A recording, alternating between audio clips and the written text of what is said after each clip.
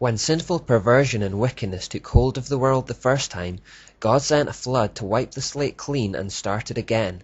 However, our study so far has shown that within just a few generations of the flood waters receding, wickedness was already re-establishing itself in the world, with Babylon at its epicenter.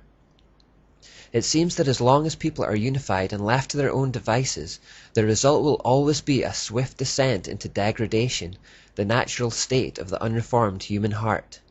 God had already promised not to reset the world with a flood again, and even if he did, it would only be a few generations before he would need to do it again. C.S. Lewis put this well in Mere Christianity. What Satan put into the heads of our remote ancestors was the idea that they could be like gods, could set up on their own as if they had created themselves, be their own masters, invent some sort of happiness for themselves outside of God, apart from God. And out of that hopeless attempt has come nearly all that we call human history. Money, poverty, ambition, war, prostitution, empires, classes, slavery. The long terrible story of man trying to find something other than God which will make him happy. The reason why it can never succeed is this. God invented us as a man invents an engine. A car is made to run on gasoline, and it would not run on anything else. Now God designed the human machine to run on himself. He himself is the fuel our spirits were designed to burn, or the food our spirits were designed to feed on. There is no other. That is why it is just no good asking God to make us happy in our own way without bothering about religion. God cannot give us a happiness and a peace apart from himself, because it is not there. There is no such thing. That is the key to history. Terrific energy is expended, civilizations are built up, excellent institutions devised, but each time something goes wrong. Some fatal flaw always brings the selfish and cruel people to the top, and it all slides back into misery and ruin. In fact, the machine conks. It seems to start up all right and runs a few yards, and then it breaks down. They are trying to run it on the wrong juice. That is what Satan has done to us humans. To solve this problem, instead of wiping everything out and starting again every few generations, God had a far more subtle but long-lasting solution. So long-lasting that it is only now, in the 21st century, that mankind is getting close to reversing it. He said, "Come, let's go down and confuse the people with different languages, then they won't be able to understand each other." The key to confounding the building of the Tower of Babel and the satanic agenda that it represented was to confuse their language, thus inhibiting them from working together. It brought confusion and eventually caused them to scatter, leaving their plans unfinished. In that way, the Lord scattered them all over the world. Babel literally translates as confusion, and it is the word through which we get Babel in English. But as the people scattered, they carried with them the remnants of their mystery Babylon religion wherever they went.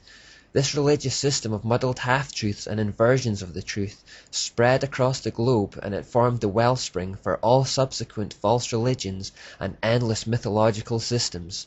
And this is where the story gets trickier to follow. As the people scattered outwards from Babylon and into the rest of the world, the single, easily identifiable mystery religion became different things in different places at different times. Marduk, or Nimrod, Astarte, or Semiramis, and Tammuz had already been given multiple names to represent different parts of their character, and had then developed into distinct personalities as legends and myths cropped up around them. These distinct personalities were then assigned to various aspects of daily living. There was the god of war, the god of the sea, the god of fertility, and the sun god, etc.